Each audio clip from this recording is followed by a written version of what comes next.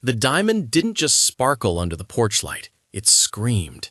It was a unique, teardrop-shaped setting I had sketched myself and commissioned for our 5th anniversary, a piece of my soul that had mysteriously vanished from my jewelry box 3 months ago. But there it was, catching the yellow glow of the overhead lamp, sitting perfectly on the finger of the woman who had just opened the door to accept a pizza she hadn't ordered. I felt the breath leave my lungs as my husband, Mark, stepped into the hallway behind her, laughing, clutching a bottle of the expensive Cabernet I'd been saving for our anniversary next month. His laughter died so fast I could almost hear it hit the floor. But I'm getting ahead of myself. To understand why I was standing on a stranger's porch at 9 p.m. on a Tuesday, dressed in a borrowed delivery jacket and holding a lukewarm pepperoni pizza, you have to understand how high the pedestal was that I'd put my marriage on. To understand why that night destroyed everything, I need to take you back to where the first hairline fracture appeared in my perfect life. From the outside, Mark and I were the couple people used as a benchmark. We lived in a restored Victorian in the Heights, the kind of house that required constant work but looked like a dream in photos. Mark was a senior partner at a top architectural firm, and I ran my own boutique interior design business. We were Mark and Sarah, one entity. We had this routine every Friday night. We'd go to this hole-in-the-wall jazz club, share a bottle of Malbec, and talk about the floor plans for the mountain cabin we were going to build one day. He used to call me his North Star. He'd say it with so much conviction that I never thought to check the compass. The first crack was so small I almost missed it. It was a Tuesday in October, and Mark came home 3 hours late. He said he'd been stuck in a late-night brainstorming session for the new museum project. But when he leaned in to kiss me, I caught a scent. It wasn't the smell of a stale office or blueprints. It was lilies, strong, cloying, expensive floral perfume. I asked him about it, laughing, asking if he'd been hugged by a giant bouquet. He didn't laugh back. He just stared at me for a beat too long and said his assistant, Elena, had knocked over a diffuser in the office. It was a logical explanation. I accepted it because that's what you do when you trust someone. You build bridges over their inconsistencies. But that should have been my first warning. What came next was so much worse. If that had been the only thing, maybe I could have let it go. But then, a month later, my engagement ring went missing. It wasn't just any ring, it was a custom-designed teardrop diamond with a vintage rose gold band. I'd taken it off to knead bread for our Thanksgiving dinner, and when I went back to the windowsill to get it, it was gone. We searched everywhere. Mark was distraught. He spent 3 hours helpfully tearing apart the U-bend under the sink and even sifted through the kitchen trash. He held me while I cried, promising we'd get an even better one, that it was just an object. I felt like I'd lost a limb, but his comfort felt like a bandage. But then the work trips started. Mark was suddenly spending 3 nights a week in Chicago for a high-priority renovation. The first time he went, I found a receipt in his suit jacket pocket when I took it to the dry cleaners. It wasn't for a hotel in Chicago. It was for a high-end boutique in a suburb only 20 minutes from our house, the kind of place that sells silk robes and expensive candles. The date on the receipt was the Tuesday he'd supposedly been at the museum brainstorm. I felt a cold pit form in my stomach, but I told myself I was being paranoid. Maybe it was a surprise for me. Maybe he was hiding my replacement ring. I kept waiting for the surprise, for the gotcha moment where he'd reveal he was just being a romantic. But the silk robe never appeared. Instead, Mark started taking his phone into the shower. He started locking his iPad. He'd get texts at 11 p.m. and say it was just the contractors, but he'd smile at the screen in a way he hadn't smiled at me in months. And that's when I realized this wasn't just a one-time thing. This was a demolition. The final straw came last week. Mark told me he had to head to Chicago again for a final walkthrough. I waited until he left, then I did something I'm not proud of. I logged into our shared Apple account and checked the Find My location for his secondary laptop, the one he always takes on trips. It wasn't in Chicago. It was sitting in a residential neighborhood called the Maples, less than 5 miles away. I sat on our bed for 3 hours, staring at that little pulsing green dot. My heart was hammering against my ribs so hard it hurt. I could have called him. I could have screamed. But I knew Mark. He was an architect. He was an expert at building facades. If I confronted him with a GPS dot, he'd find a way to explain it away. He'd say he lent the laptop to a colleague. He'd make me feel like the crazy wife again. No, I needed something undeniable. I needed to see the life he was living when he wasn't with me. I spent the next 3 days acting completely normal. I made his coffee, I kissed him goodbye. I even asked him how this Chicago weather was when he called to say goodnight. He had no idea what was coming. I had done my homework. I'd driven past the address in the Maples, a chic, modern townhome. I saw his car in the driveway. I saw a woman's silhouette through the sheer curtains. I needed a way to get that door open without them seeing me through the peephole first. That's when I got the idea for the prank. There's a local service that does prank deliveries, singing telegrams, oversized stuffed animals, or just weirdly specific food orders delivered by characters. I called them, but instead of hiring an actor, I told them I wanted to do it myself as a joke from my boyfriend's birthday.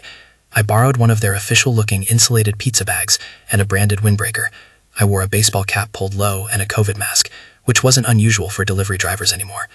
Tuesday night arrived. Mark told me he was staying late at the firm to finish some renderings. I didn't cry. I didn't beg him to stay. I just nodded, waited for his taillights to disappear, and then I drove.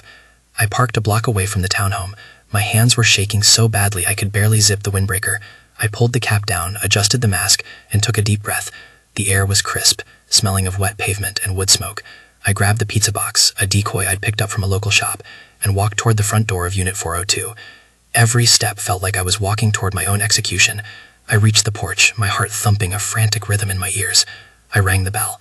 For a moment there was silence, then muffled laughter from inside. A woman's voice said, "Did you order something?" And Mark's voice, the voice that had whispered, "I love you," to me that morning, replied, "Must be the guys from the office playing a joke. Open it." The door swung open. The woman was beautiful in a sharp, curated way. She was wearing a silk robe, the exact one from the receipt, I'm sure. But I didn't look at her face for long, because as she reached out to take the pizza, her left hand moved into the light. The teardrop diamond. My ring. It wasn't just a similar ring. I could see the tiny, microscopic scratch on the rose gold band from the time I'd caught it on a filing cabinet. She was wearing my life on her finger. "I didn't order a pepperoni," she said, her voice lilting and confused. She looked back over her shoulder. "Mark, did you order this?" Mark stepped into the frame. He was wearing his home clothes, the soft gray joggers I'd bought him for Christmas, and a t-shirt. He looked relaxed. He looked happy. He held a glass of wine in one hand, and he was smiling. I didn't say a word. I just reached up and slowly pulled the mask down. Then I took off the hat. The silence that followed was visceral. It was the sound of a world ending. The color drained from Mark's face so fast I thought he might actually faint. His hand gripped the wine glass so tightly I expected the stem to snap. His mouth opened, but no sound came out. He looked like a fish gasping for air. "Sarah," he finally wheezed. "Sarah, what are you doing here?" I looked at the woman, whose expression had shifted from confusion to a cold, hard realization. She didn't look guilty. She looked annoyed that the fantasy had been interrupted. "Nice ring," I said. My voice was surprisingly calm. It was the kind of calm that only comes when the worst thing you can imagine has already happened. "It looks better on me, though. It was custom fit for my finger, after all." The woman, Elena, I assumed, looked down at the ring and then back at Mark. "You said you were divorced," she said, her voice like ice. "You said she was your ex-wife who moved to Oregon." Mark finally found his voice, or a pathetic version of it. "Sarah, honey, listen, it's not what it looks like. I was helping Elena with a project. We were just—" "In your silk robe?" I interrupted, gesturing to the woman. "With my stolen engagement ring? Is the project redesigning our marriage out of existence, Mark? Because you did a great job on the demolition." "I can explain," he stammered, stepping forward, his eyes darting to the neighbors' doors as if he could somehow contain the explosion. "Let's go home and talk.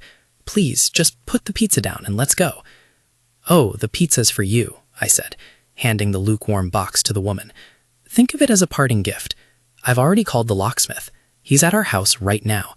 Your things will be in the garage in garbage bags by the time you get there. If you ever set foot on my property again, I'll have you arrested for the theft of that ring. I have the original design sketches and the insurance appraisal with the serial number. I think the police would be very interested to know how it ended up on your project's finger." Mark's composure completely crumbled. He dropped the wine glass. It shattered on the hardwood floor of the entryway, the red liquid splashing against his legs like a wound. He started to beg, his voice cracking, his hands reaching out to me. But I didn't feel anything. No sadness, no longing, just a cold, hard clarity. I looked at Elena. "You can keep him," I said, "but I want the ring. Now." She looked at Mark, saw the pathetic, shivering man he'd become, and she didn't hesitate. She slid the ring off her finger and dropped it into my open palm. It felt cold. I turned around without saying another word. I walked down the steps, my boots crunching on the gravel, and I didn't look back once. Not when I heard him calling my name, and not when I heard the door slam shut, as she presumably kicked him out too. That was 6 months ago. The divorce was finalized last Friday. I kept the Victorian, though I'm selling it. I don't want to live in a house full of perfect memories that were actually built on sand. I took the teardrop diamond and had it reset into a necklace. A reminder that I am the one who gives my life its value, not a man who couldn't even tell the truth about where he was on a Tuesday night. People ask me if I'm bitter. Honestly, no. I'm just relieved. There's a certain kind of peace that comes when you stop trying to fix something that was designed to break. I walked away with my dignity, my jewelry, and a very clear view of the future. And as for Mark, I hear he's living in a studio apartment near the office. I hope he likes the view. It's the only thing he has left.